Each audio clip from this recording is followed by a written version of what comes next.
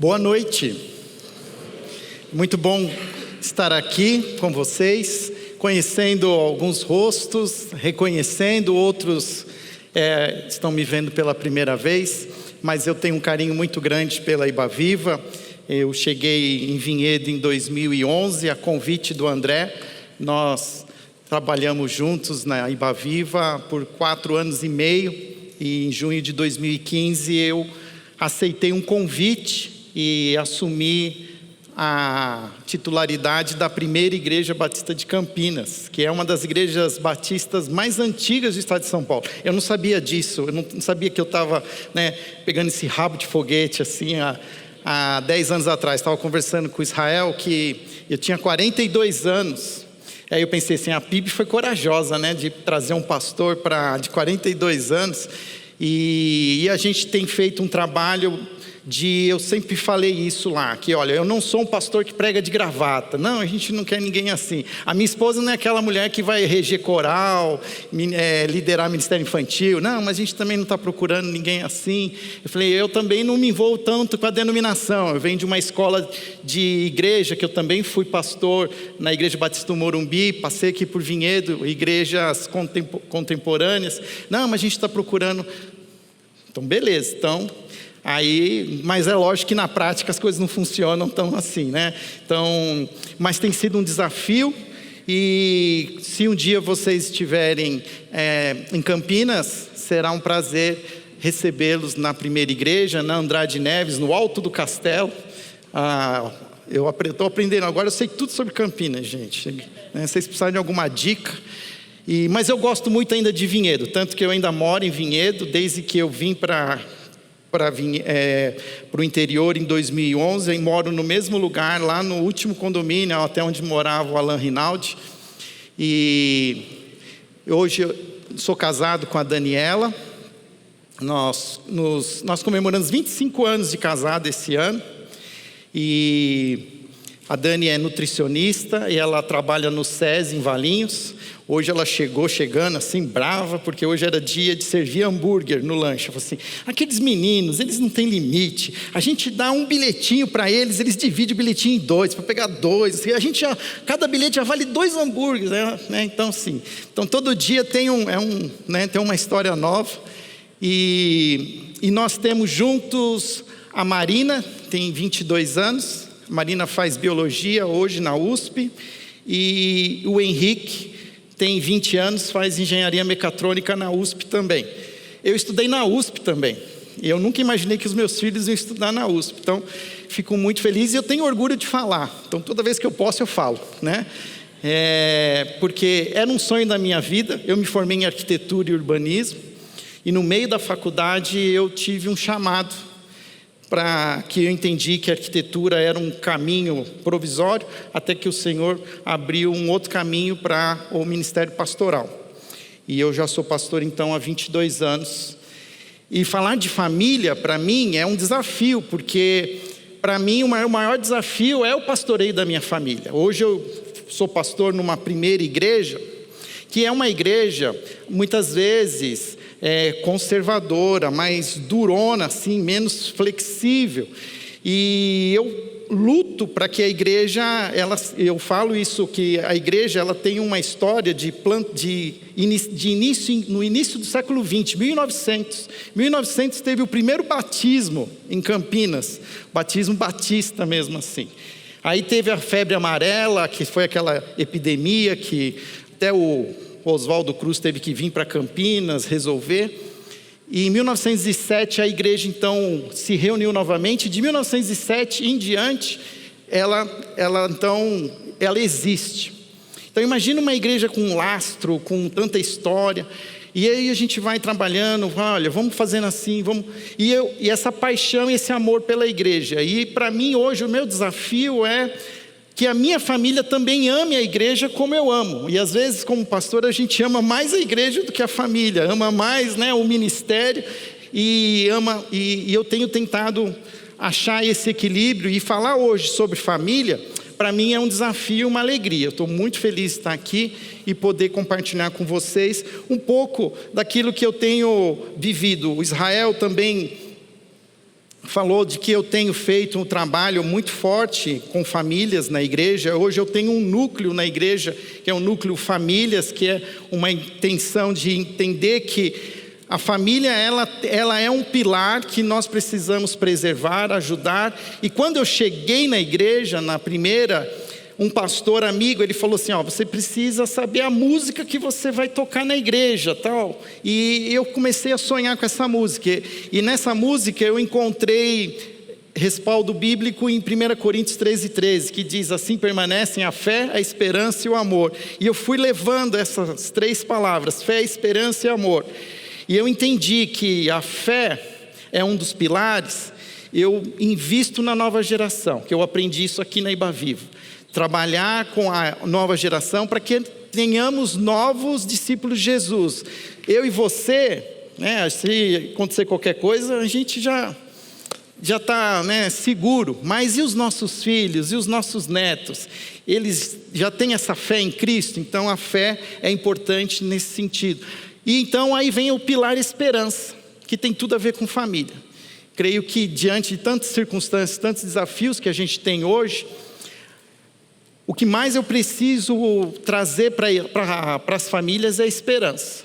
É a esperança de que as coisas não vão funcionar muitas vezes como a gente acha que vai funcionar. Vai existir as crises, mas que há esperança. E só para encerrar, o amor a gente reparte com a cidade. Então, uma igreja que leva Campinas no nome, ela precisa ter alguma identidade com a cidade. Então, a gente reparte o amor com a cidade. Hoje, nós vamos falar um pouco mais sobre crise. A crise chegou, e agora?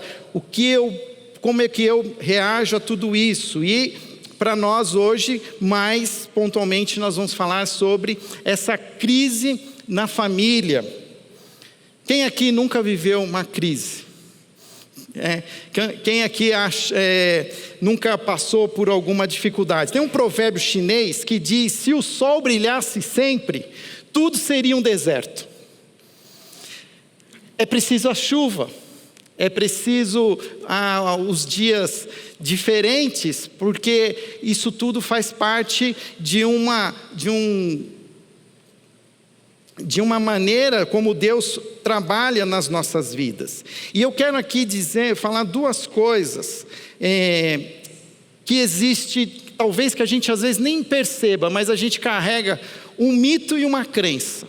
O mito é aquele mito da gata borralheira, o mito dos contos de fadas. E viveram felizes para sempre. Às vezes a pessoa fala comigo assim: pastor, eu vou me casar. E eu falo: você tem certeza? É isso mesmo que você quer? Pensa bem, eu faço tudo para a pessoa desistir. Porque se ela quiser casar mesmo, então ela está convicta. Porque depois não vem no gabinete dizer que você não quer mais ficar casado. Eu falei, eu tentei te falar, mas você quis casar. Mas brincadeiras à parte, a gente sabe que cada um de nós traz uma história, traz toda uma bagagem, e essa bagagem a gente reparte com uma outra pessoa que tem uma outra história. Eu tenho um jovem pastor comigo, e hoje nós estávamos conversando. Ele vai se casar agora em 1ª semana de fevereiro. Aí ele vem lá todo dia lá falar comigo. Ela chama Júlia. Hoje nós brigamos, eu briguei com a Júlia. Falei umas coisas lá e ela não gostou. Aí outro dia é ela que fala e ele não gosta. Aí ele fala assim: difícil, né, Fábio? Eu falei: então você quer casar, né? Você acha que é fácil você trazer toda a sua bagagem? Ela traz a bagagem dela e vocês juntarem tudo isso? Não tem essa história de viver feliz para sempre. As coisas vão ficar difíceis. E a crença, talvez também é uma crença que nós temos. E o que é uma crença? Crença é quando a gente acha que uma coisa só funciona de um tal jeito. Ela só dá um resultado. E a crença é essa, assim: somos cristãos, então a nossa família vai dar certo. Não, porque aí, como eu estou lá também em Campinas, uma igreja mais tradicional, às vezes vem uns caras assim e falam para mim: pastor, eu sou membro dessa igreja aqui há 55 anos. Aí eu penso assim: puxa, eu nem tinha nascido ainda e você já era membro da igreja, né? Aí o cara vem com todo aquele pompa e circunstância, assim. Aí você olha para a família, é ele que está na igreja, porque nem a esposa dele está na igreja mais, né? Então, isso não significa nada. tradição, o legado, porque o hoje apresenta circunstâncias que não existiam no passado. Eu estou pregando agora lá um tema na igreja, falando sobre igreja acolhedora. E eu estou pensando em acolher quem está fora da igreja, os desigrejados. E aí tem lá o pessoal que está falando assim, o Fábio vai trazer todo o pessoal LGBT para a igreja. Eu falei assim, cara, não estou falando nada disso. Mas existe toda uma questão que a gente acha assim, não, eu sou crente, então as coisas vão funcionar. Não necessariamente.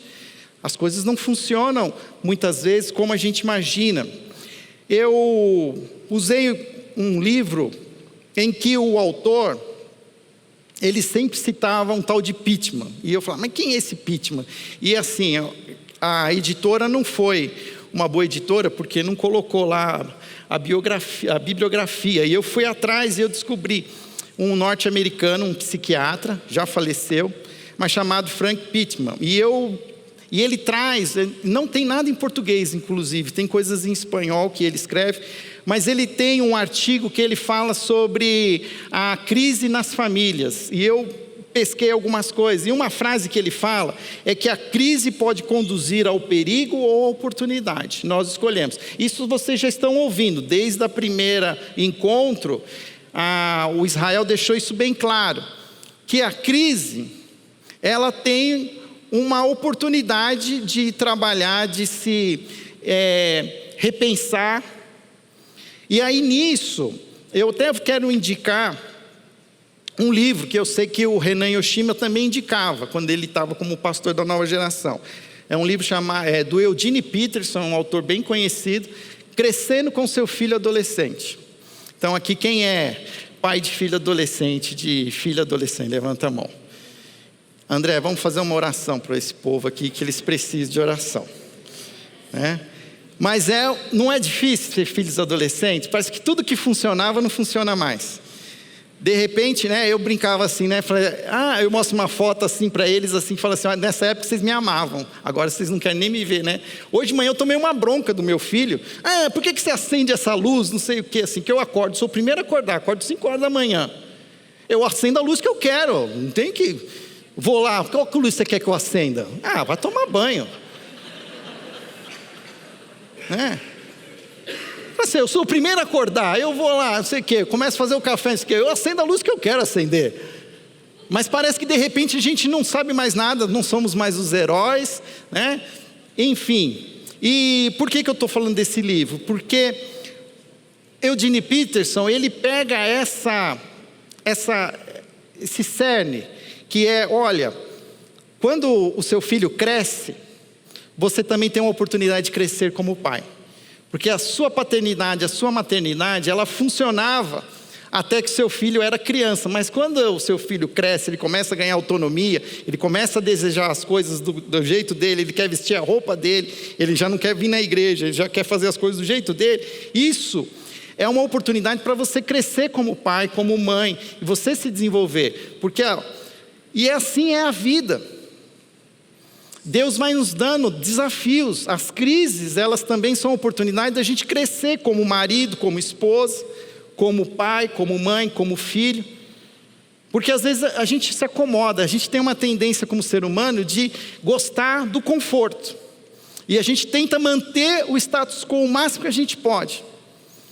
E aí quando alguma coisa não funciona como a gente gostaria que funcionasse, aí a gente fica irritado, fica bravo, briga com Deus, já acha que é uma coisa espiritual, que Satanás está rondando. Não que ele não faça isso. Mas ao mesmo tempo a gente tem que entender que Deus vai nos desafiando.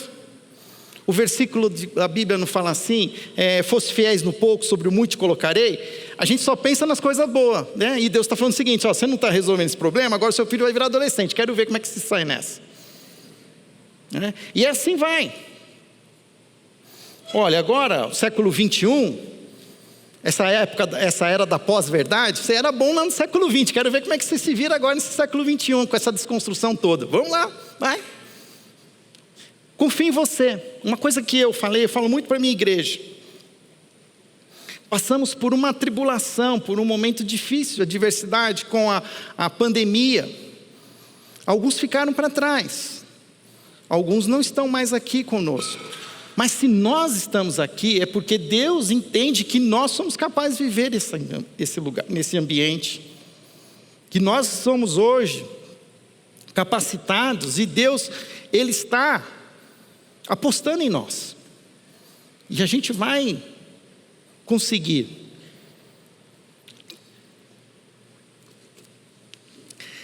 O Pittman, ele fala que as crises, elas podem ser de 4 tipos diferentes. Uma das crises é as crises inesperadas.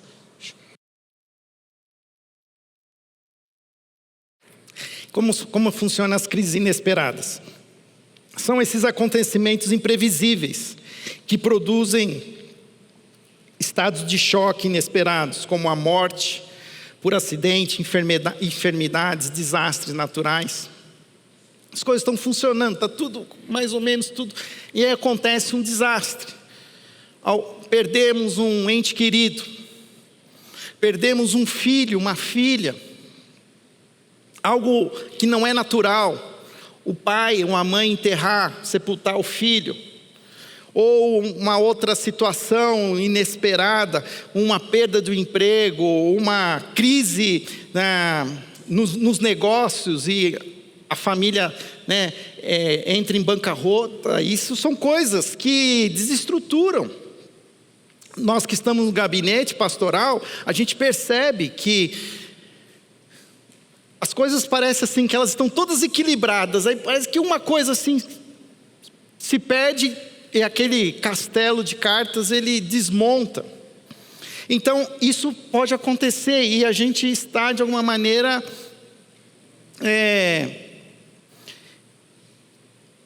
nós estamos, de alguma maneira, suscetíveis a alguma coisa desse tipo. Um outro tipo de crise que pode existir dentro da família, que são as crises mais naturais, que são essas que eu já até conversei um pouquinho, que são as crises de desenvolvimento. Está tudo bem entre o casal, até que nasce o primeiro filho. Outro dia meus filhos estudavam aqui no Colégio Progresso, eu ia deixar eles no colégio, e sempre tinha uma caminhonete que tinha um adesivo assim: conheça a vida selvagem, tenha filhos. E era um jipão, assim, um negócio bem bonitão assim.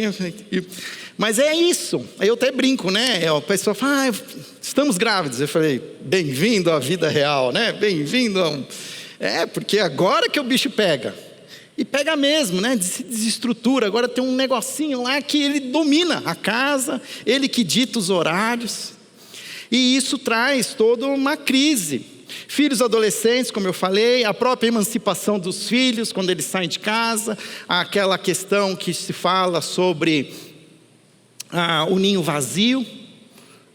Lá em casa a gente está começando a experimentar um pouco desse ninho vazio. Nossos filhos hoje são universitários, eles ficam mais fora de casa do que em casa. Então a Marina fica a semana toda na universidade, volta quando ela acha que ela quer voltar também, porque não quer voltar sempre.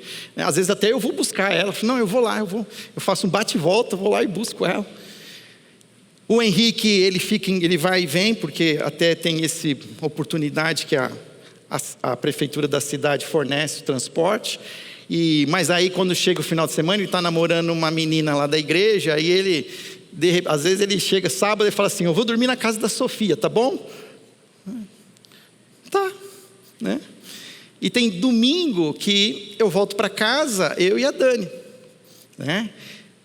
Uma casa de 3 dormitórios, 3 suítes, 2 gatos. A gente adotou gato agora, a gente tem o Calvin e a Joia. Agora eu tenho um outro filho, Calvin. Eu vi ele aqui, o Martin está aqui. O Martin veio aqui de manhã. O Calvin parece um cachorro, ele pede para sair, para dar uma volta. Eu vou dar uma volta com o Calvin. Então assim, a vida muda e a gente precisa se adaptar.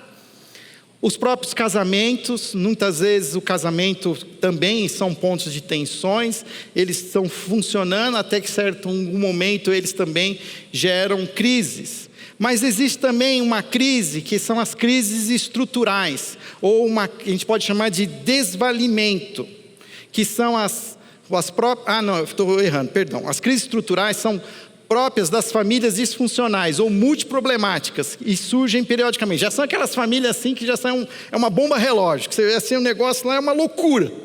É uma loucura aquele negócio lá. Eu lembro de um pastor que trabalhou comigo, hoje ele é argentino, só que agora ele está em Portugal. E ele falou assim para mim: Fábio, eu conheci a Thaís lá em Buenos Aires, ela foi estudar no Palavra da Vida, e ela era brasileira, tal, nós nos apaixonamos e decidimos nos casar. Só que a Thaís voltou para o Brasil, e eu fiquei lá na Argentina. Aí quando chegou perto do casamento, eu decidi vir morar aqui no Brasil. Aí eu ia alugar uma casinha, mas aí a minha futura sogra falou assim: por que você vai morar, gastar dinheiro, não sei o quê, mora aqui nos fundos da nossa casa, tem aqui, não sei o quê. Aí ele falou: Fábio, foi a pior coisa que eu fiz na minha vida. Pensa num argentino chegando numa casa de uma família brasileira, toda desestruturada, uma muvuca, não sei o quê, assim. E às vezes a gente já nasceu num ambiente que a gente já está acostumado com aquela loucura. A gente nem percebe. Por exemplo, quem aqui saiu de São Paulo e agora mora aqui, quando volta para São Paulo, percebe: nossa, mas olha que loucura que é isso, Jesus, quero voltar. Né? E aí a gente percebe, às vezes tem famílias que a gente não imagina o quão disfuncional é aquela família. Mas são famílias que vão ter problemas. E assim, tem famílias que você fala assim: não, deixa que eles se viram. Não, deixa, porque se eles chegaram até aqui, né? Deus tem um plano para esse pessoal, porque às vezes você vai junto, você afunda, você morre. E a gente tem que entender que existem essas crises estruturais. E por último, sim, então, essa crise de cuidado, que eu quero também destacar, desvalimento, que ocorrem em famílias com membros descapacitados, questões de enfermidades, da velhice, como a demência senil, Alzheimer, Parkinson, que cada vez é mais comum nos nossos dias. E a gente muitas vezes não pensa sobre isso. Não imagina que isso traz também desestrutura, gera crises, faz com que se muda a agenda, prioridades. E existe aquela coisa da nossa negação, que a gente não quer aceitar, mas faz parte do nosso contexto. E isso vai acontecer com muitos de nós. Meu pai hoje vai completar, meu pai e minha mãe também já foram membros aqui, eles moram lá no Vista Alegre. Meu pai completa o ano que vem 80 anos. Agora eu tenho mais 2 irmãos, eu sou o mais velho. E a gente tem conversado: papai, acho que essa casa aqui é grande demais. Precisa pensar em adotar um estilo de vida mais simples, mais prático. Mamãe também já não tem toda aquela saúde. E aí é difícil você trabalhar isso, você tem que ir comendo pelas beiradas. Mas são situações que precisam ser pensadas. Você não pode imaginar: isso vai se resolver sozinho. Isso é outra coisa que a gente não pode. A gente se omitir. Tem que encarar. Agora, identificar o tipo de crise é a parte mais fácil. A grande questão é como resolver essas crises. E tem alguns obstáculos. O próprio Frank Pittman, ele aponta pelo menos 5 obstáculos que nos dá dificuldade para enfrentar essas crises. A primeira, comunicação. A mesma comunicação que muitas vezes falta num casamento, que falta entre pai e filho, é essa comunicação que gera muitas vezes crise. Eu fiz alguns encontros de casais esse ano na igreja e eu trouxe um tema, um dia, falando só sobre comunicação. E que existem 5 níveis de comunicação. Desde a informal, que é aquela conversa de elevador: oi, tudo bem, né? E às vezes tem até aquela assim que você entra no elevador e você não olha para a pessoa, você olha e fica contando. Isso às vezes acontece dentro da casa. Um fica enrolando num cômodo, esperando que o outro saia, para depois entrar.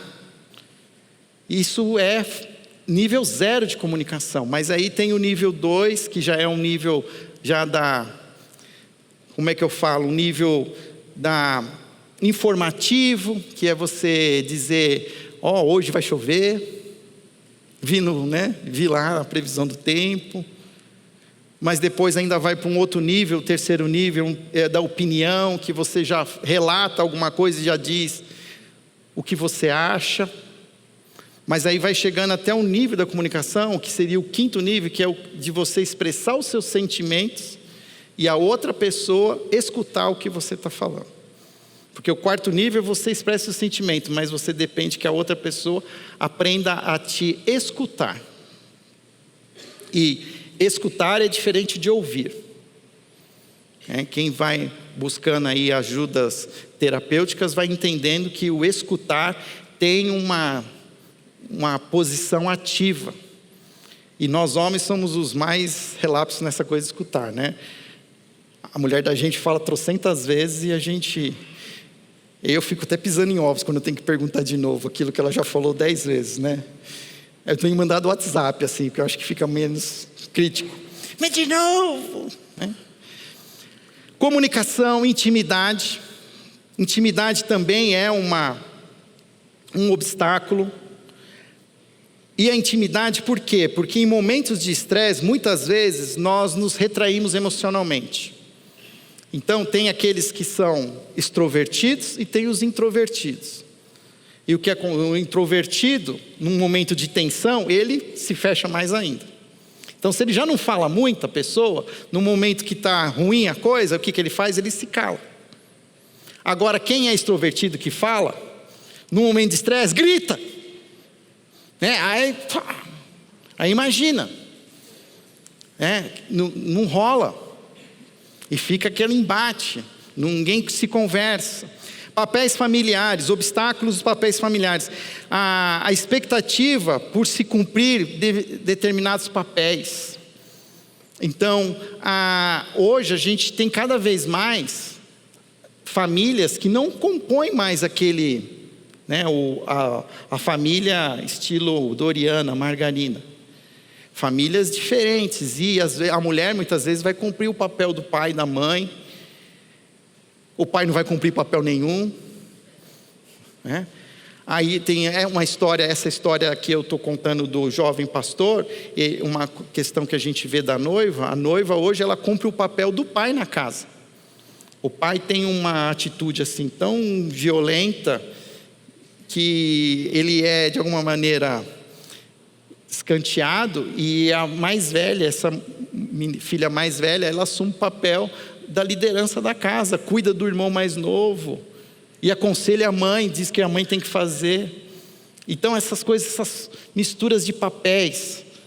A história familiar também é um obstáculo. O que nós queremos dizer com isso? Que aquilo que tem a ver com os nossos traumas, com as nossas perdas do passado, aquilo da maneira como a gente... Cultura familiar, quando você come, mas a gente sempre fez assim, mas sempre fez errado. Mas é um obstáculo, porque você fala, não, a tradição, porque a família sempre fez desse jeito. Outro obstáculo tem a ver com os objetivos. Objetivos que quer dizer o seguinte, são visões diferentes. Se você lê Gênesis, um dos versículos mais importantes da Bíblia é Gênesis 2, 24, se eu não me engano. Portanto, o homem deixará pai e mãe e se unirá à sua mulher, e os dois serão uma só carne. Portanto, o homem e a mulher se unirão. E se unir tem muito a ver com unir sonhos, unir visão de futuro. E aí entra num caminho que cada um tem uma visão de futuro. Um quer morar em Portugal, o outro, se puder, quer viver num sítiozinho, num lugar bem... E isso vai trazer obstáculos, porque os objetivos são diferentes. E por último, a questão dos valores. Valores divergentes. Valores que podem ser influenciados por fatores culturais, sociais e históricos.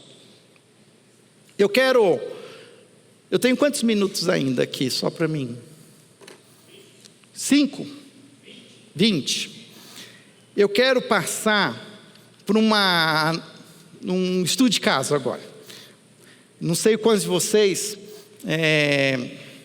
já se debruçaram sobre esse texto de 2 Samuel 13, de capítulo 13 ao capítulo 18.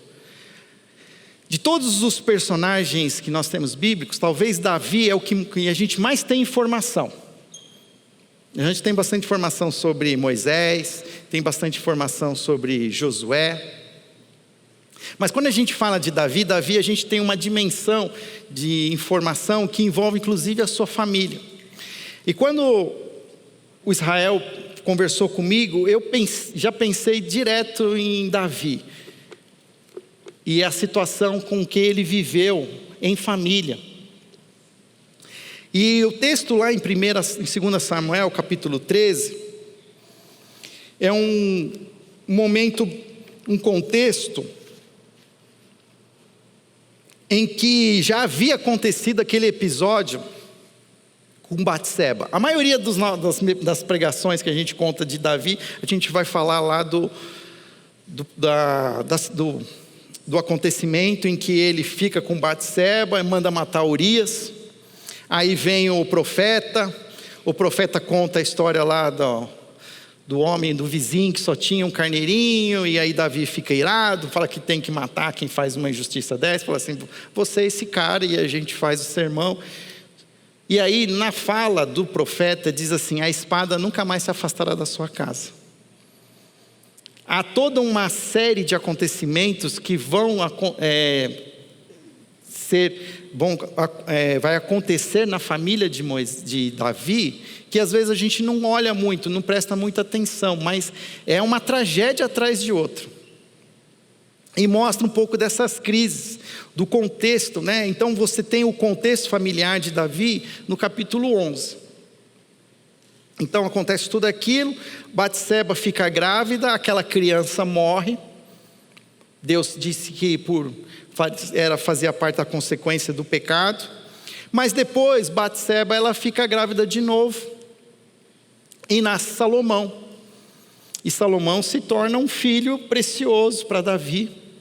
Ele vai se tornar o futuro rei, sucessor do trono. Mas Davi não tinha só Batseba como mulher. A Bíblia diz que Davi tinha muitas outras mulheres e concubinas. E isso nos mostra que Davi tinha múltiplas esposas. Tinha Mical, Abigail, que geraram filhos de diferentes mães, e esse favoritismo contribuiu para rivalidades e conflito entre os irmãos, especialmente entre Absalão, Amon e Salomão. E aqui a gente começa então a entrar na história de Davi, aonde eu quero me concentrar, que é o capítulo 13. E começa de um jeito assim, parece história de novela, assim, aquele primeiro episódio de uma série, aquele episódio que é para chocar e deixar você falar, eu quero ver até onde isso vai dar. E é mais ou menos isso que acontece. O texto começa no capítulo 13, versículo 1, diz que depois de algum tempo, Anon, que é o filho mais velho, Anon é aquele que seria o sucessor ao trono naturalmente, é o mais velho.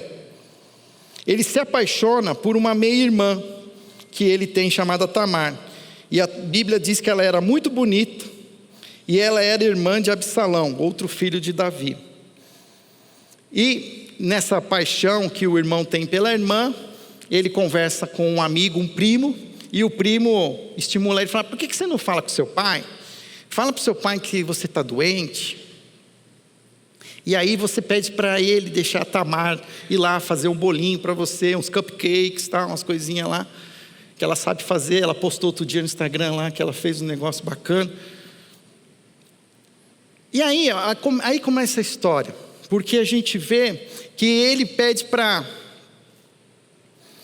o pai, deixa a minha irmã fazer isso, e o pai deixa. Você percebe assim que Davi é um pai totalmente desatento, ele não sabe o que está acontecendo. Talvez ele fale assim, vai. Tá bom. E o final da história, Tamar é violentada por Amon, é estuprada. E no mesmo momento em que ela é violentada, o texto vai dizer que, versículo 15, logo depois Amon sentiu uma forte aversão por ela, mais forte que a paixão que sentia, e lhe disse: levante e saia. Ela falou: não faça isso comigo, vai ser pior assim. E aí ele abre a porta lá, grita, versículo 16 diz assim: põe esta mulher para fora daqui, tranque a porta. Literalmente, expulsou, usou a irmã. E aí você vê um contexto então de paixões sem limites, sedução, prepotência, arrogância, abuso de poder, mentiras e enganos. Essa foto, essa imagem, você pega essas mesmas palavras, se você traz para o episódio de Davi com Batseba, é a mesma coisa. Paixões sem limites, sedução, prepotência, arrogância, abuso, poder.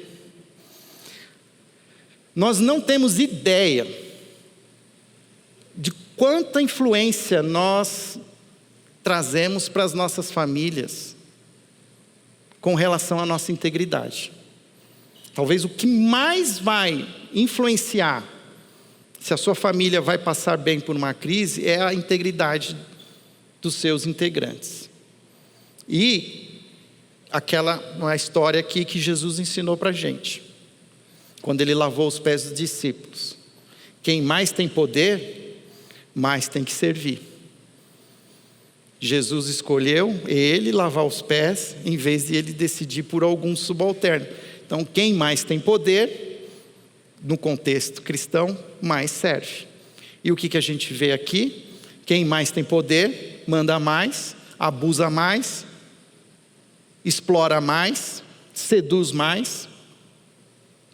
E isso, o que Amon está fazendo como filho, é um reflexo do que Davi como pai fazia. Então, uma das maneiras, e aqui já começa uma aplicação, uma das maneiras de você enfrentar uma crise na família é buscando a sua integridade. Tem um pastor que vocês conhecem, já veio aqui também, o pastor Zé Machado. Ele tem uma frase fantástica, ele diz assim: cuida da sua integridade e Deus cuida da sua reputação. Aí eu lá em Campinas, eu só falo que sou eu, aí todo mundo fala: o Fábio ensina, eu não conto que é o Zé. Brincadeira. Mas eu repito muito lá na igreja: cuida da sua integridade, que Deus cuida da sua reputação. O problema é que na crise a gente sai querendo se defender, se acha injustiçado, que está todo mundo fazendo e você não, você é o que... As mulheres, mulher tem um tremendo senso de justiça. Eu não sei, mas a minha mulher, esses dias ela falou assim que ela queria pegar a dirigente do coral pelo pescoço. Porque teve lá um evento lá das mulheres e ela disse uma coisa lá, mas ela está com esse negócio aqui entalado aqui ainda, que teve uma reunião lá, e eu não posso chamar de presbitério. Eu chamo de conselho pastoral, porque eles falam que é coisa de presbiteriano, mas é conselho pastoral. Aí hoje de manhã eu tomei no café lá, ela falou assim: vocês falaram sobre aquele negócio lá com a... Dani, esquece isso daí, eu não vou entrar nesse assunto. Isso aí, vamos dizer assim, é peixe pequeno, não vale a pena. Ó. Mas não, as mulheres têm um negócio em que elas têm que resolver, têm que fazer justiça. Menos. Cuida da sua integridade. E Deus cuida da sua reputação. Mas a história aqui, ela vai por um outro caminho. O que acontece no próximo versículo 23? Absalão, o texto diz assim que passam 2 anos. Ele acolhe, Absalão é o irmão de Tamar, ele acolhe a irmã na sua casa e deixa passar 2 anos. É interessante, só vou avançar aqui um pouco, que o versículo 21 diz assim: Davi ficou furioso. Davi ficou furioso. Gente, Davi ficou furioso. Davi só ficou furioso. Deve ter xingado lá os guardas, deve ter falado um monte lá para Joabe, que era o general dele, mas ele não fez nada para resolver o assunto. E olha essa frase: a verdadeira autoridade dos pais não é o poder, mas é a presença, o ensino, a orientação e o incentivo. Diante de uma crise, que dessas que a gente não sabe o que pode acontecer, o que eu faço? Não sei, mas vai conversar com as pessoas, com os afetados, né? Se envolve. E nós, principalmente nós os homens, se a mulher tem esse senso de justiça, que ela vai, se enfia e já procura o pastor, nem perguntou, né? Não sei o que, já mandou já um podcast no WhatsApp para o pastor de 5 minutos. O que o homem faz? Vou trabalhar, vou resolver minha vida. Quando eu voltar eu penso no que vai acontecer. E não é assim que... Toda crise, ela precisa ser atacada, ela precisa ser de alguma maneira estudada. Buscar ajuda de conselheiros, simplesmente um post né? Colocar um post lá, fazer um story no Instagram, não vai resolver as coisas. E o que acontece? O outro filho, ele decide que ele vai fazer justiça com as próprias mãos. E aí no versículo 23, ele vai falar de novo com o pai dele. Pai, eu vou fazer lá uma janta lá em casa. Queria que todo mundo fosse, queria que você fosse. Aí o pai, aquele Davi, né? Hoje tem jogo de futebol, vai passar aqui, né? Final da Libertadores. Ah, não vou não, filho. Chama, mas deixa eu chamar meus irmãos. Tá, chama. Será que Davi nunca não sabia que existia essa indisposição entre os irmãos mais velhos? Claro que ele sabia. Mas ele também não faz nada. E o que acontece? Amon trama a morte do irmão. Sentiu-se com a incumbência velada de dar um basta na situação. Houve uma troca de papéis. Decidir não fazer nada numa crise é uma decisão. Você acha que, às vezes a gente fala assim, mas eu não fiz nada, não sei o quê. Você, né? Não, você tomou uma decisão de não fazer nada. E quando você não toma decisão, outras pessoas tomam por você. Então, numa crise de casamento, a coisa está ruim, já está sabendo assim, aí fica só lá naquela, fervendo lá, né, fervendo gala. Se você não toma uma decisão, de repente vai ter uma decisão, a outra pessoa toma uma decisão, e aí já era. E a decisão pode ser a que você não queria. Quantas vezes já num gabinete chega lá a pessoa e fala assim, eu não quero mais. Não, mas não quero mais. Não quero mais, não quero mais, não quero mais, não quero mais. Vou fazer o quê? Vou puxar o revólver? Né? Quer sim. Não. Quando você não toma decisão, alguém toma por você. No caso de Davi não tomou decisão, Absalão tomou uma decisão que ele achava que era justiça, e ele mata o irmão dele, ainda manda matar, né? Ele não tem nem coragem de ele matar, ele manda os servos, e ele fala uma coisa que ele fala assim como se ele fosse Deus. Olha o que ele fala, versículo, cadê aqui? Eu anotei. Ele diz aqui, versículo 28, Absalão ordenou aos seus homens, ouçam, quando Amon estiver embriagado de vinho, e eu disser, matem Amon, vocês o matarão, não tenham medo, eu assumo a responsabilidade, sejam fortes e corajosos. Não é Deus que fala isso? Seja forte e corajoso, Moisés, vai lá que eu estou com você. Josué, vai, né? Seja forte e corajoso, vamos lá para as muralhas de Jericó. E Amon se acha Deus, Absalão se acha Deus, seja forte, vamos lá, pode matar que eu bato no peito. Só que não foi bem assim. Depois do reboliço, a história, o boato que chegou, diz que todos os filhos tinham morrido naquele encontro. O boato que chegou na casa de Davi. Depois Davi ficou sabendo, não, morreu Amon. Só que olha o que aconteceu. Você acha que Absalão ficou lá para bater, né, matar no peito? Diz que ele fugiu para o território, estou lá no versículo 37, de Talmai, filho de Amiúde, rei de Gesur. E o rei pranteava por seu filho todos os dias. Esse território aqui, sabe para onde ele foi? Para a casa do avô, o avô materno. Quem é vovô e vovó aqui? Levanta a mão. Pode baixar a mão. Cuidado, viu, vovô e vovó, com esse negócio de acolher neto. Os netos aprontaram e você passa, né? Ai, não é tanto, deixa ele, coitado, né? E o avô acolhe o assassino. E isso às vezes acontece nas casas, nas crises lá assim, a gente acha que, olha, ai, mas ele não tinha ideia, deixa ele. Pecado é pecado. Existe a graça? Existe, mas todo pecado gera consequências. E aqui as coisas vão gerando. Eu já me perdi aqui no tempo, e agora? Pausa. 5 minutos, então vamos continuar aqui, mais um episódio. A história vai continuar.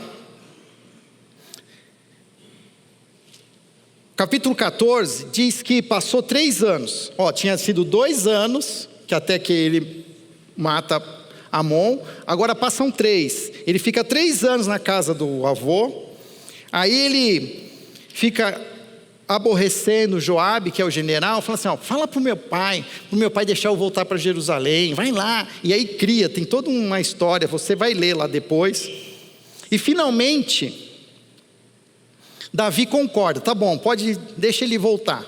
Só que ele vai para a casa dele, e eu não quero nem ver ele pintado de ouro na minha frente. E ele fica isolado lá em Jerusalém, por mais 2 anos. Absalão, versículo 28, lá no capítulo 14, versículo 28. Absalão morou 2 anos em Jerusalém, sem ser recebido pelo rei. Olha isso daqui, só se pode tratar o que existe. Tudo aquilo que não é assumido e declarado fica na condição de não existente, pelo ocultamento dos fatos. Aqui tem um programa que começou como Celebrando a Recuperação, e agora tem outro nome, não tem? Como é que chama? Caminho de Recuperação. E eu participei bastante desse programa, e sempre tem uma pergunta que aparecia, assim, na sua família tem algum segredo de família? E quando eu olhava isso, eu falava assim, o que é isso? Segredo de família são essas coisas que todo mundo sabe, que deu ruim, mas ninguém fala sobre. E isso, não tratar, não é resolver. Porque isso vai ganhando, uma força e pode vir e explodir de uma maneira que ninguém vai conseguir segurar. E muitas vezes, isso foi o que aconteceu. Davi, ele fingiu que isso não... deixou lá o filho isolado. E a gente precisa tratar o pecado pelo nome. Isso aqui é pecado. Numa crise, e toda crise tem alguma coisa que alguém falhou, alguma coisa aconteceu. E a gente precisa assumir as nossas partes. E dizer, olha, isso aqui fiz. Porque qual era a crise de Davi? Davi, ele não soube resolver o problema da família dele. Mas também a gente tem que honrar que Davi, quando ele era confrontado de fato, ele realmente fala assim, pequei contra ti pequei. Tem o Salmo 51, deixa bem claro que ele sabe o que ele fez. E a gente precisa tratar o pecado pelo nome. Dizer que isso não existe, que isso não aconteceu, não é tratar. E depois dele tentar, ele bota, olha como Absalão, ele é um jovem impetuoso. Porque ele vai lá, ele descobre que ele é vizinho do general, e ele vai lá, põe fogo na plantação do general. O general chega, por que você fez isso? Fala, porque você não fala para o meu pai me receber, eu quero ser recebido pelo meu pai. E aí Joabe vai lá e faz a ponte. O filho, versículo 33, então Joabe foi contar tudo ao rei, que mandou chamar Absalão. Ele entrou, prostrou-se com o seu rosto em terra perante o rei, e o rei o saudou com um beijo. E só. Não houve perdão, não houve ali uma retratação, reparação. Pai, ou o próprio filho fala assim, ou o pai mesmo dizer assim, filho, olha, o que você fez é muito sério. A gente precisa entender que todos os nossos atos têm consequências, e que isso aqui tem que acontecer, que eu perdoo você, mas existem reparações que precisam ser feitas. Precisa existir, mas não existiu. Ele simplesmente falou, deixa então, ele vem. O filho, de alguma maneira, foi recebido pelo rei, não pelo pai. E a gente vai voltar depois do intervalo, né? O texto diz lá, e o rei o beijou. Sem o inventário de perdas, não há perdão genuíno. Davi demonstra dificuldade para nominar, notificar, confrontar-se com as dores e as perdas. Precisa ser falado. Quando precisa existir, essa parte é uma parte assim, que a gente evita, né? Eu acho que nós os brasileiros, a gente evita essas coisas assim, esses confrontos, essas conversas. Mas elas precisam existir. E muitas vezes é preciso até a ajuda de um mediador. Um pastor, um conselheiro, que ajude, mas que precisa existir essas mediações, onde eu preciso dizer aquilo que me machucou, aquilo que me fez chorar, que eu sinto dor. A outra pessoa precisa saber. Simplesmente deixar assim, não. Às vezes a gente tem pessoas que falam assim, me perdoa. Aí o que você faz? Não, deixa para lá. Eu tenho aprendido, às vezes eu sou uma pessoa que falo isso, eu falo assim, não, eu te perdoo, te perdoo, te perdoo. E é diferente de desculpa, não sei se vocês já aprenderam isso. Que desculpa é quando você faz uma coisa que você não tinha culpa. Foi um acidente. E às vezes a gente vem com esse negócio de desculpa. Não, é perdão, é perdão. Perdão é tratar uma ofensa. É tratar ali aquilo que criou um abismo entre vocês. E precisa de tempo, precisa de, muitas vezes, de mediação. Esse aqui é o final do capítulo 14. Ainda existe mais 3 capítulos. E a gente vai, depois do intervalo, voltar aqui para a história de Absalão. Porque esses outros 3 capítulos, a gente vai agora ver um Absalão, um filho rebelde, que agora quer o lugar do pai. Ele vai tramar toda uma conspiração para assumir o trono de Davi. Né? Começou, olha como é que é uma bola de neve, né? Se você não vai tratando, a primeira crise, ela vai crescendo, crescendo, crescendo, e ela tomou uma dimensão que virou um problema de Estado, um problema político. E a gente acha que, não, a crise na família é um negócio assim, e às vezes a gente não quer tratar, não quer conversar, não quer abrir com o pastor. E precisa existir. Vamos fazer um intervalo e a gente volta para o último episódio. Muito bem, então nós vamos agora para o último capítulo da série, Absalão, o filho conspirador. A partir do capítulo 15, vai acontecer uma sucessão de fatos que, na minha Bíblia, a edição da Bíblia, ele começa, o título do capítulo 15 é A Conspiração de Absalão. E essa conspiração, ela vai gerar um conflito, vai gerar uma verdadeira guerra civil em Israel. Porque olha o que Absalão faz depois desse reencontro com o pai, porque ele tinha ficado 2 anos, né? Deixa eu ver se eu não estou falando bobagem. Ele ficou 2 anos sem ser recebido pelo rei, e quando ele, enfim, é recebido pelo rei, o rei o trata como qualquer um, né, do reino, sem se tratar ele como um filho. E o que acontece? A partir do capítulo 15, lá no verso 7, diz lá que ao final de 4 anos, Absalão disse ao rei: deixe-me ir a Hebrom para cumprir um voto que fiz ao Senhor. Quando o teu servo estava em Jesur, na Síria, quando eu estava lá na casa do meu avô, eu fiz esse voto. Se o Senhor me permitir voltar para Jerusalém, prestarei culto a Ele em Hebrom.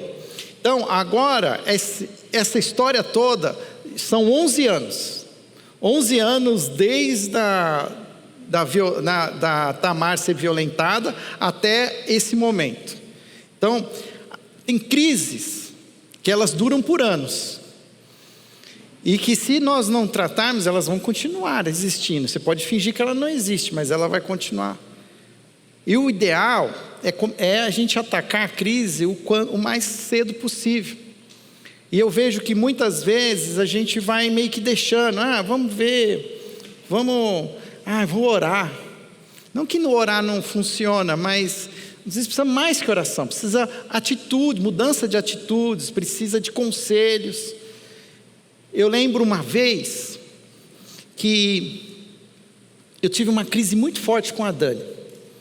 Eu nem me lembro exatamente por quê. Eu lembro de 2 crises. Uma, eu lembro o motivo, e eu fui pedir ajuda para o Lisânias, que era o pastor lá em São Paulo. Na segunda vez, o André já era o pastor aqui em Vinhedo, eu ainda estava lá em São Paulo, e o André foi até a minha casa. E ele conversou comigo, e ele me deu uma bronca. Eu achei maior injustiça. Eu chamo o cara para me ajudar, meu amigo, e o cara, acaba comigo. E eu tenho uma personalidade, eu tenho um perfil de ser perfeccionista, que eu tenho que acertar de primeira, assim. Eu não gosto de feedback, porque assim, se eu vou receber algum feedback no sentido assim, que eu tenho que corrigir alguma coisa, porque então não deu certo, então não deu certo, não gostei.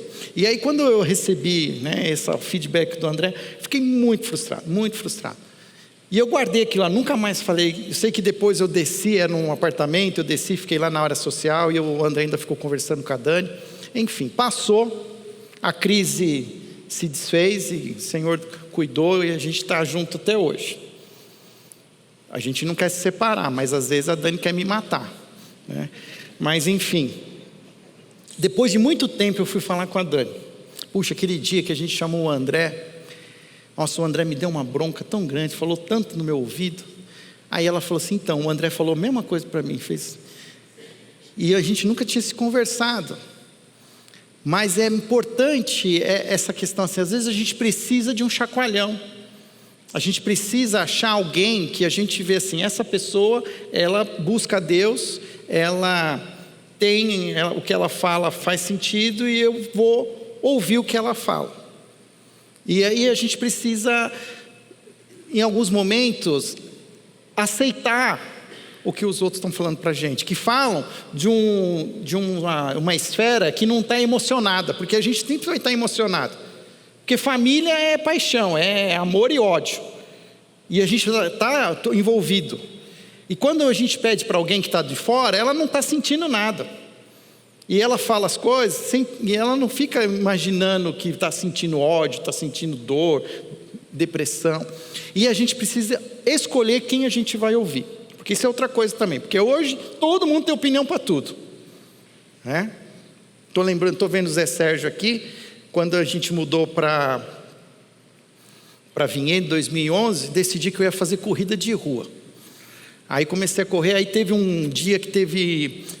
A Arca fez lá onde era o Zé Sérgio lá, o soccer, fez um dia de jogo de futebol, de pais e filhos, e o pai aqui entrou no jogo, junto com os filhos e tal. Aí falaram assim, agora só os pais. Aí eu dancei, rompi o ligamento do joelho, aquele dia lá. E aí você vai no médico, o médico já te dá uma... guia para você fazer a cirurgia, já sai com a guia da Unimed. Aí eu cheguei para o Zé Sérgio e falei assim, Zé, você não conhece algum médico assim, que, eu tenho um histórico lá das questões lá do joelho, e ele falou, olha, tem um médico que me ajudou, que me indicou um cara lá em Campinas, e eu fui lá, aí ele falou assim, olha, o seu caso é um caso de cirúrgico, mas você não está pronto para cirurgia ainda. Você precisa fazer fisioterapia, você precisa voltar a ter amplitude dos movimentos do joelho. No final, o que era? Era fazer muita musculação, reforço muscular. Mas fez sentido o que aquele médico falou. E eu falei assim, não, eu vou fazer tudo que ele mandar, porque eu queria correr a São Silvestre. Eu não corri a São Silvestre naquele ano, no ano seguinte eu corri. Mas eu tinha uma determinação, eu conheço, então eu vou decidir que eu vou obedecer, eu vou seguir Mas eu escolhi alguém e eu falei, pronto, por quê? Aí teve um irmão da igreja que já me levou num médico, não sei aonde, só faltou ir no Pai de Santo, alguma coisa assim, porque todo mundo tinha uma opinião para dar. E quando a gente trata, às vezes, as questões de família, sempre tem alguém para dar para falar alguma coisa. E a gente precisa saber escolher. A descrição também é importante. Ser mais discreto, comedido. Não ficar, hoje com essas coisas de rede social, fica dando indireta pela rede social. Mas a gente precisa escolher alguém e ouvir. O fato é que Absalão, ele não ouvia ninguém. Ele decidiu que ele agora ia ser o rei. E aí no começo do capítulo, ele faz o seguinte, ele compra uma carruagem, ele junta uns guardas, ele faz uma corte para ele fica na porta da cidade. E as pessoas iam para Jerusalém para se consultar com o rei. O rei tinha um papel de juiz. Ele julgava alguns casos e o rei decidia, isso aqui é isso aqui, faz isso, faz aquilo. E ele falava assim, você veio falar com quem? Eu vim falar com o rei Davi. Aí ele fala, mas o rei Davi não vai te atender hoje, está ocupado. Hoje ele está numa live lá com Putin, eles estão vendo lá o negócio da guerra lá na Ucrânia. E não tem tempo não. Mas se você precisar de alguma coisa, estamos aí, viu? Conta comigo. E ele foi ganhando a simpatia do reino. Ele foi fazendo lá uma conspiração. E aí quando ele pede para o pai, ele fala assim, pai, quero ir lá para Hebrom, que eu preciso fazer um sacrifício lá. Só que Hebrom era um lugar onde se consagravam reis. E Davi estava tão alienado que ele não entende a conspiração acontecendo, porque ele ainda pede para ir um sacerdote. E aí o que acontece? Absalão se unge rei e sai de lá declarado rei. E aí ele já tem a simpatia do povo, então junta-se um grupo a favor de Absalão para tirar Davi do reino. E Davi é tomado por um medo tão grande que ele se apavora.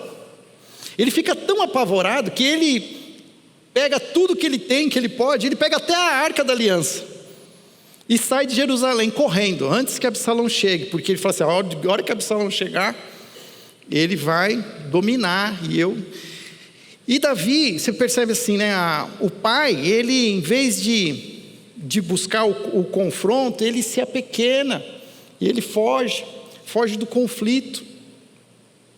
E daí do capítulo 15, 16 e 17, é uma sucessão de acontecimentos que vai fazendo com que chegue a ter uma guerra entre o exército de Absalão e o exército de Davi. E ao final, Davi, ele pede assim, olha, se caso a gente conseguir sair dessa vivo, não matem Absalão. Só que Joabe, que é aquele general, ele não obedece a Davi. E aí Absalão, diz que Absalão tinha um cabelo bem bonito, vistoso, assim, uma coisa linda. Quando a Bíblia fala que uma coisa é bonita, porque era bonita mesmo, porque a Bíblia não fica muito focando, mas quando ela fala e Absalão tem uma descrição que Absalão era o cara, beleza física, cabelo maravilhoso. E diz que aquele cabelo dele se enroscou na árvore e ele ficou preso pelo cabelo na árvore. E ele estava lá vivo, e Joabe veio e matou Absalão, a espada. E Davi depois recebe a informação que Absalão está morto. Mas aqui, só para a gente fechar esse slide, do estupro de Tamar à morte de Absalão, passou-se 11 anos. A tragédia final é sucedida por muitas crises que foram ignoradas. Então, tudo bem, às vezes a gente não percebe alguma coisa e ela continua, mas aí volta e volta e volta.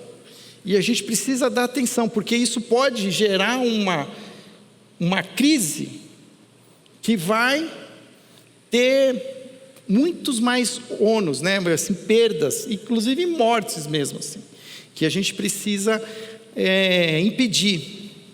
E Davi não soube impedir isso. Ao final do capítulo, aqui está errado a referência.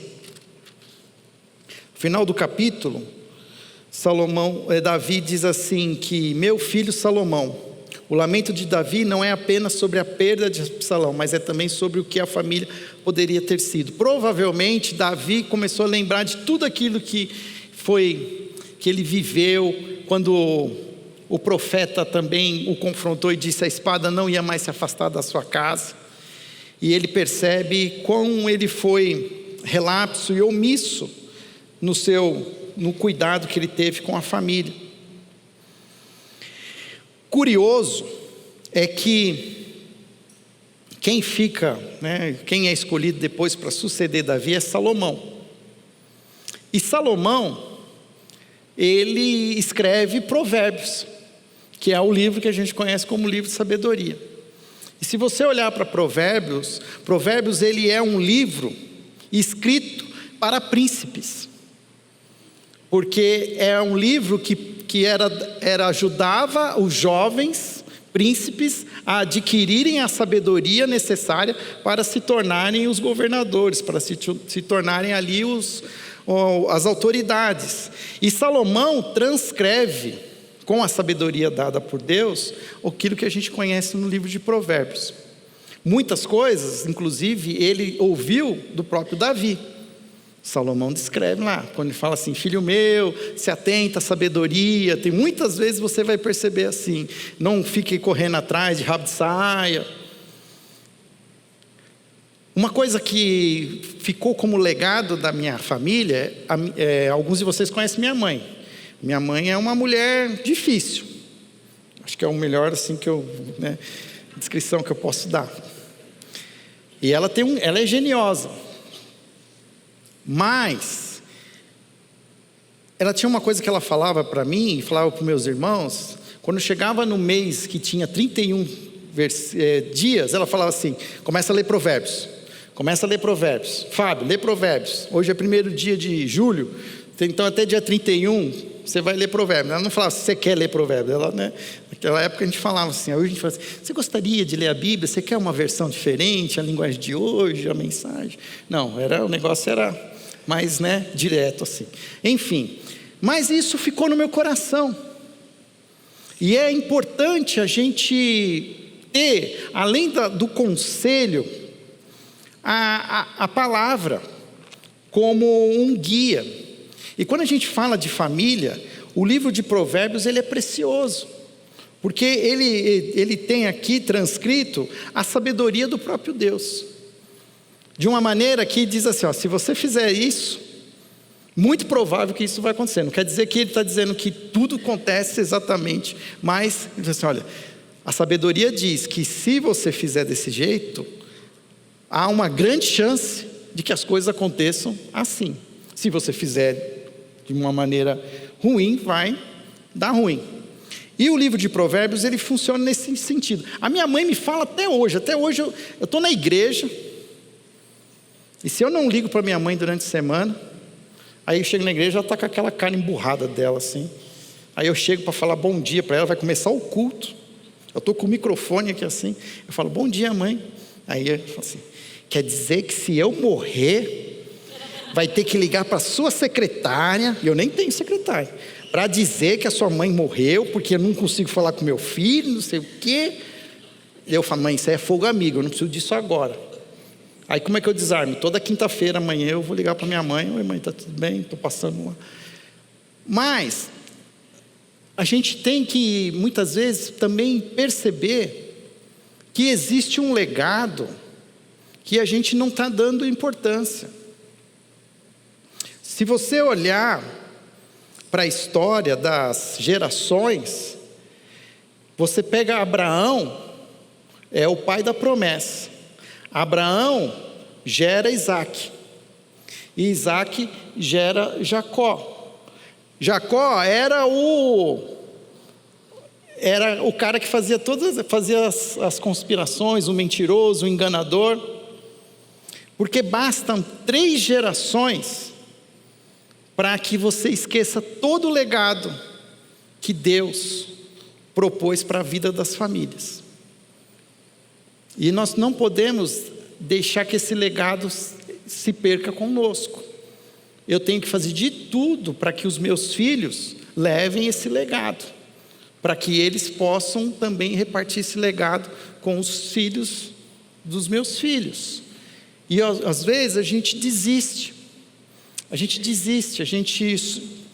Eu acho que Davi desistiu. Ele falou assim: deixa eu ver o que vai acontecer, vai. Mas deixar para ver o que vai acontecer é ver os filhos morrerem.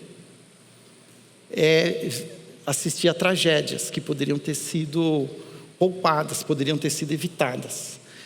Quais umas lições que a gente pode aprender, que eu quero aqui trazer algumas coisas mais práticas para vocês, mas o impacto do pecado nas relações familiares. Lembra que eu falei da questão da integridade? Não existe pecadinho e pecadão. E a gente, no português, a gente tem uma maneira que a gente minimiza o pecado.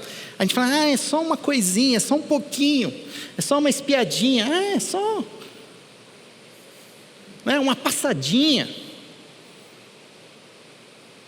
O que afundou o Titanic não foi um torpedo no casco, mas foi uma colisão com um iceberg lá que fez com que tivesse uma rachadura que foi.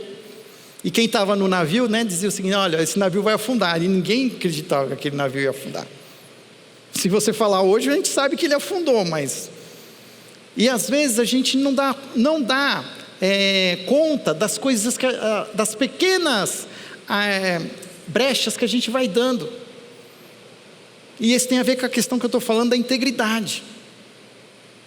De reconhecer, porque aí o que a gente é? O nosso grande crise tem a ver com o jardim do Éden. O que foi que Adão e Eva fizeram? Comeram do fruto do conhecimento do bem e do mal. Não era para comer desse fruto, gente. Aí comeu do fruto, o que aconteceu? Aí agora nós somos especialistas em dizer o que é bom e o que é ruim. E aí a gente tem palpite, tem opinião para tudo. E o que era o nosso papel? Era amar a Deus, servir a Deus e permitir que Deus fosse o juiz, o Deus que decidisse as coisas e a gente ia seguindo. Mas aí, como a gente assumiu isso, aí na crise familiar a culpa é sempre do outro. A culpa é do meu marido, a culpa é do meu filho. Mas e a minha parte? Diz que o Homer Simpson diz assim: a culpa é minha, eu ponho em quem eu quero. E a gente faz isso. E foi bem isso que aconteceu. Quando chegou lá, Deus foi falar com quem? Com Adão. Aí o que Adão fez? Foi aquela mulher que o Senhor me deu. Olha só o que aconteceu, desandou tudo. Estava tudo funcionando, até que o Senhor trouxe essa mulher para cá. Como se ele não tivesse nenhuma responsabilidade. O texto original deixa bem claro que Adão estava o tempo todo ouvindo a conversa entre a serpente e a mulher. E tem até um livro chamado Silêncio de Adão. E qual que deveria ter sido o papel do homem? Cortar.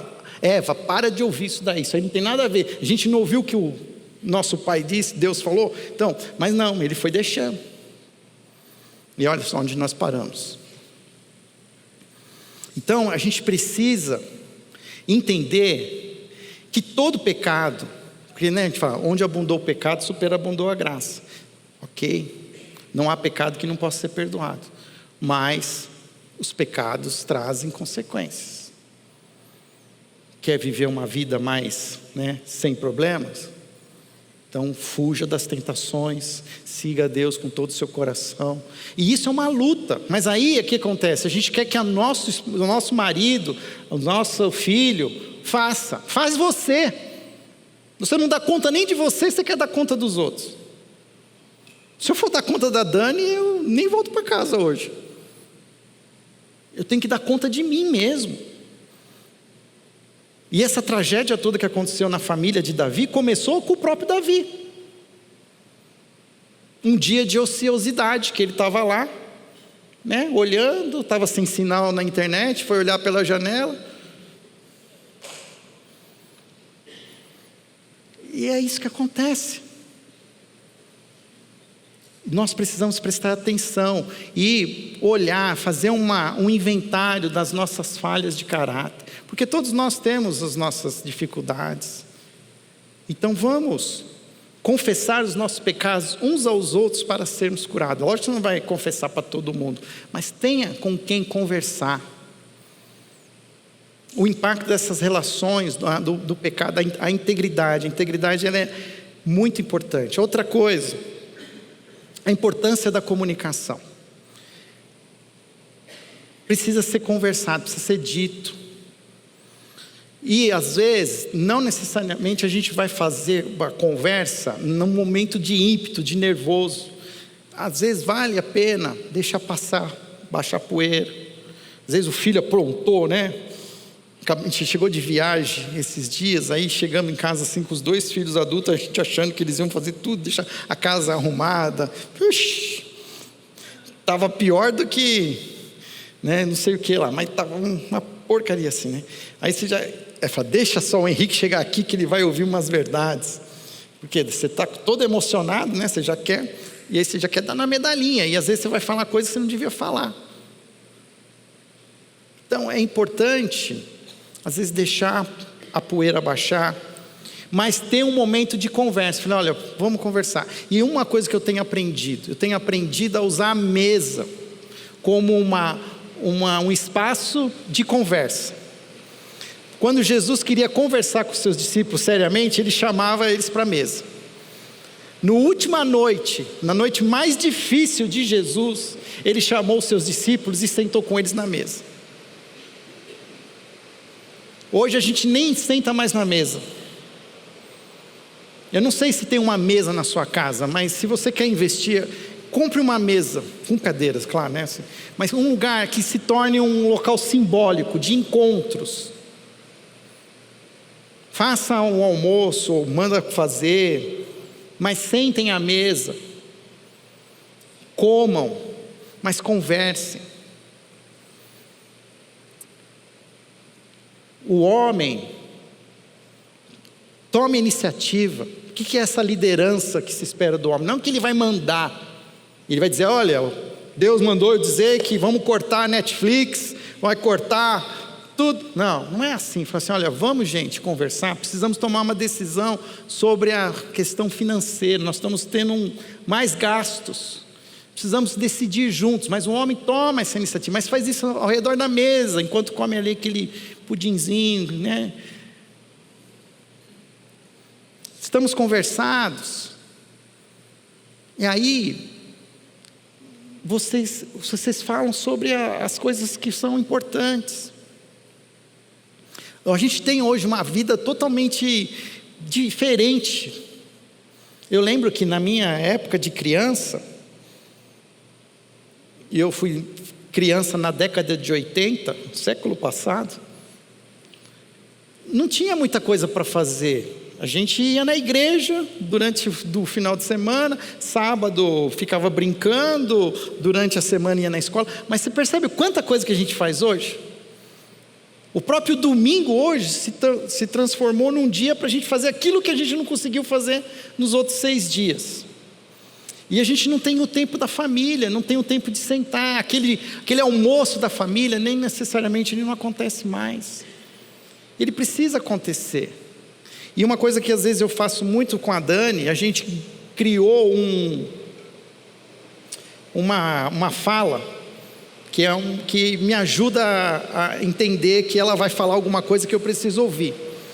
E eu faço a mesma coisa com ela, só que ela faz muito mais do que eu, né? Que ela chega para mim e fala assim, olha, eu jogo no seu time. Aí eu falei, pronto, lá vem o feedback. Mas é importante porque ela está me dizendo o seguinte, assim, olha,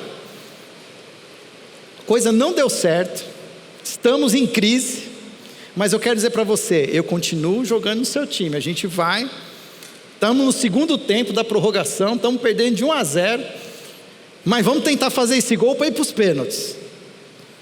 Estou no seu time, então eu acalmo, e às vezes eu não quero ouvir, mas eu ouço, e quase sempre falo, é verdade, Dani, você tem razão.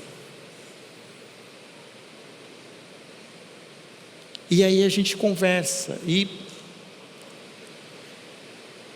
e reconhece o erro. Acho que às vezes a gente também tem muito orgulho. Nós não nos permitimos sermos, de alguma maneira, confrontados. Uma outra questão, o valor do perdão. Acho que o perdão é o maior desafio que existe na família. Porque quando as crises acontecem, e acontecem situações dentro da família, é aquilo que eu falei, a coisa é muito passional. Às vezes a gente consegue até resolver as questões no trabalho, com os amigos, mas na família parece que a coisa a gente não consegue. E nós precisamos aprender a trilhar o caminho do perdão. E quando eu falo trilhar o caminho do perdão, não quer dizer que quando eu começo a trilhar esse caminho, eu começo perdoando. Mas eu começo esse caminho entendendo que em algum momento eu vou estar pronto para perdoar. É uma mudança de atitude. Porque todo perdão é você trabalhar com uma ofensa. E cada um sabe a ofensa como foi ofendido. Mas também não é por acaso que Jesus, quando nos ensinou a orar, na oração do Pai Nosso, Ele diz o quê? Perdoai as nossas ofensas, como temos perdoado a quem nos tem ofendido. Você acha que você é melhor que os outros? Fala, mas você não conhece a minha esposa, você não conhece meu filho, você conhece minha sogra, você não conhece meu pai. Aí você não é difícil, você é a pessoa mais fácil do mundo para tratar. Todos nós temos as nossas... Tem uma palavra que eu estou aprendendo a usar, idiosincrasias. Que é um nome feio, né? Mas é uma coisa assim, meio que as nossas idiotices. As coisas que a gente faz que não devia fazer, ou que faz, todos nós fazemos. E a gente tem que aprender a reconhecer e estar disposto a perdoar. Tem um pastor que ele fala que o perdão sustenta o universo. Se Deus não decidisse amar o mundo, a gente já não estaria mais aqui. Eu só estou hoje sentindo aqui o chão sob meus pés porque Deus decidiu perdoar. O perdão sustenta o universo. Então eu tenho que saber lidar com isso. Eu tenho que aprender. E às vezes eu vou precisar pedir ajuda. Buscar a Deus em tempos de crise. Fábio, mas isso aí é claro, eu estou buscando, estou orando. Mas é mais que isso. Buscar a Deus não é só orar. Porque a oração, ela tem o seu lugar. E eu creio que a oração move montanhas. Mas às vezes também a gente se acomoda com a oração. Porque é uma coisa assim que a gente não quer abrir. A gente não quer falar, não quer admitir que a coisa não está funcionando como devia funcionar. Então a gente só põe no nosso caderninho de oração lá. Fica só com Deus lá. Só que aquilo precisa de alguma maneira ser exposto. Precisa que alguém, ser usado por Deus, trabalhe naquilo. Então por isso é importante, quando a gente fala em buscar a Deus em tempos de crise, o que você está fazendo aqui hoje é buscar a Deus. É buscar sabedoria. Talvez você aqui hoje, de tudo que eu falei, alguma coisa foi aquilo que marcou. É aquela pérola que você... E aquilo lá, ela precisa encontrar um lugar no seu coração. Guardei a tua palavra no meu coração para não pecar contra ti. Então eu preciso buscar as coisas de Deus. Buscar a oração, sim, mas buscar me envolver com a comunidade, com a igreja.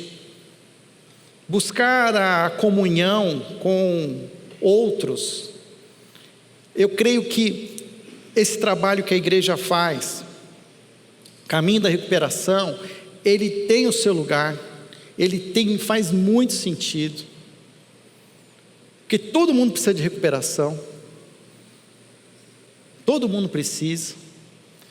E muitas vezes a gente precisa de um tempo, até assim, como às vezes você fica doente, uma pneumonia que te ataca, e você precisa de um tratamento intensivo, às vezes também a gente precisa de um tratamento intensivo, e precisa talvez passar uma temporada no caminho da restauração, ou buscar um aconselhamento com o pastor. E nós precisamos abrir o nosso coração, porque não tem nenhuma família perfeita, não tem ninguém assim. Eu estou aqui, eu só conto a parte boa da minha casa, né? Mas tem muita coisa errada que dá mais errado que certo, para falar a verdade. Contabilidade nunca fecha, mas a gente segue em frente, um dia de cada vez. E nós precisamos aprender isso. Eu trouxe um outro livro aqui, que fala sobre a espiritualidade emocionalmente saudável. Não sei quantos já ouviram falar desse livro. Mas o pastor que escreveu esse livro, ele começou a escrever esse livro aqui depois que a esposa dele pediu para sair da igreja. Ele falou assim: eu não quero mais ser membro dessa igreja. É como se a Dani falasse para mim assim: Fábio, eu não quero mais ser membro da primeira. Você continua lá, pastor, mas eu não vou ficar mais. Aí ele fala assim: mas por quê? Não, porque aquilo que você ensina no púlpito, eu não vejo acontecer não vejo acontecer na nossa casa. Porque isso é um outro erro que a gente tem, porque a gente às vezes espiritualiza demais algumas coisas que não são espirituais, mas são comportamentos. A maioria das crises que a gente tem nas famílias, muitas vezes são questões emocionais, de imaturidade emocional. E aí a gente vai para um contexto de igreja que a gente espiritualiza. Aí a gente acha que se vir aqui no Semana Teológica, ouvir família, participar do crescer e frequentar um pequeno grupo, vai resolver as coisas. Se você não resolver a maneira como você lida com as coisas, nada vai funcionar. E eu tenho aprendido que essa maneira integral de entender que nós somos um ser, corpo, alma e espírito. Que não adianta eu só cuidar da minha vida espiritual, da minha vida física e não cuidar da minha vida emocional. E é fato que nós hoje somos uma população de brasileiros ansiosos. Vocês viram o que aconteceu sábado? Sábado prometeram a chuva do século. Verdade ou mentira? Porque ela veio uma semana antes e ninguém sabia. Daí quando falou, não, agora vai vir de novo. Cancelaram tudo, gente. Até nós como igreja lá cancelamos, o colégio cancelou o encontro. Porque a gente hoje tem tanto conhecimento, a gente sabe tanta coisa, que a gente já cria todos os cenários. E tem um lado bom, mas tem um lado ruim. Porque também a gente quer cercar tudo e fica doente. E a palavra de Deus diz o quê? O justo viverá pela fé. Começou lá com Abacuque.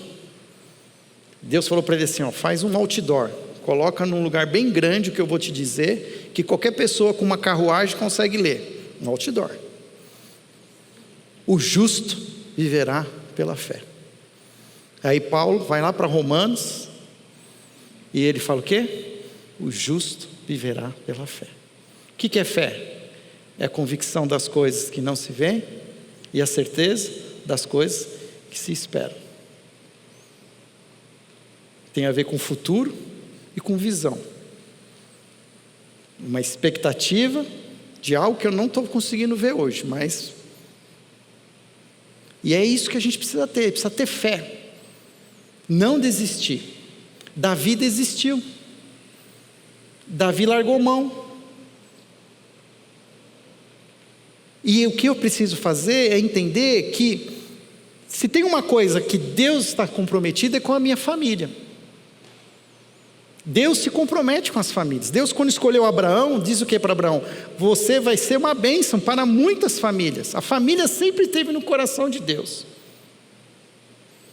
Isso não quer dizer que todas as famílias vão chegar no final são e salvas. Mas existe uma esperança. E eu posso, com fé, seguir em frente, e um dia de cada vez, mas confiando. E Deus, se eu fizer a minha parte, Deus faz a parte dele.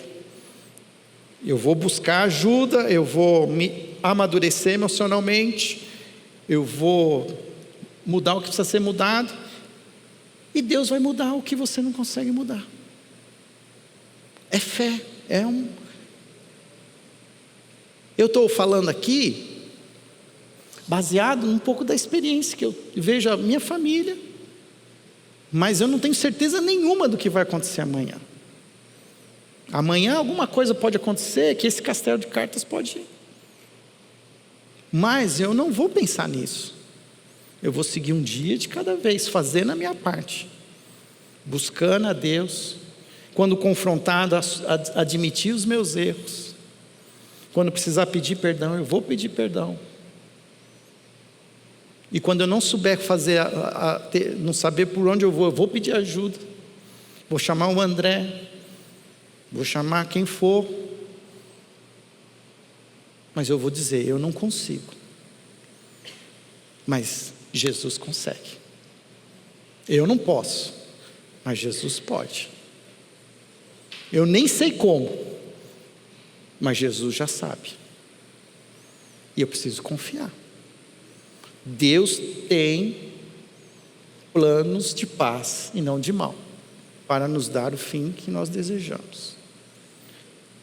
Eu estou numa igreja de mais de 100 anos.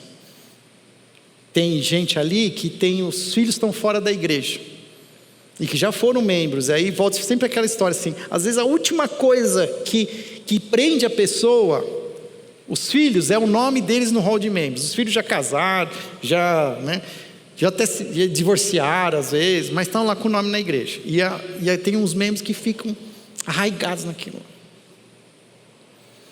E eu, volta e meia, eu trago uma palavra para eles, falo assim, olha gente, nós temos que fazer a nossa parte, confiar, orar até o fim, e o Senhor vai cuidar. Quando aquele centurião lá quis se matar, porque abriu a porta da prisão e veio, e ele, o que Pedro falou para crer no Senhor Jesus Cristo, será salvo, tu e tua casa. E eu tenho me apegado a isso. Eu não tenho nenhuma certeza do que vai acontecer com a Marina e com o Henrique. E eu não tenho criado muitas expectativas. Eu tenho uma frase que eu gosto muito, assim, não crie expectativas, crie porcos. Se tudo der errado, ainda tem o bacon. Horrível, né? Mas às vezes a gente cria umas expectativas que não vão acontecer. Mas o que eu vou fazer a minha parte. Eu vou confiar. E talvez o que eu gostaria que acontecesse, eu nem vou ver. Porque nós não estamos aqui para viver essa realidade. Nós somos chamados para viver a eternidade. E aonde nós queremos que a nossa família esteja no final? É na eternidade. O que vai contar é quem nós vamos encontrar na eternidade. E a gente tem que seguir em frente, sem desanimar. Amém? Vamos orar? Obrigado, Senhor, por tudo que o Senhor falou hoje, através da Tua palavra, através da minha fala, e que o Senhor nos ajude a discernir todas as coisas. Cada um de nós tem uma história, cada um de nós tem, Senhor, as nossas dores, as nossas angústias, as nossas ansiedades, mas também nós temos um Deus que é maior que tudo isso, um Deus que tem um plano para as nossas famílias, e que mesmo que passemos, Senhor, pelo vale da sombra da morte, não temeremos mal algum, porque o Senhor está conosco. O Senhor enviou Jesus, o nosso pastor, a luz do mundo, o pão da vida, a videira verdadeira, o caminho, a verdade e a vida. E que possamos a cada dia nos apegar a Jesus, buscarmos ser mais parecidos com Jesus, e que isso se reflita nas nossas relações familiares, em nossos casamentos, com os nossos filhos, na relação com os nossos parentes. E se há aqui hoje, ó Pai, aqueles que estão vivendo desafios tremendos, existem abismos, que o Senhor se revele, que o Senhor mostre um caminho de cura, de reconciliação.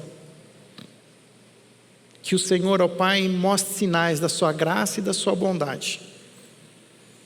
E essa é a nossa oração, em nome de Jesus. Amém.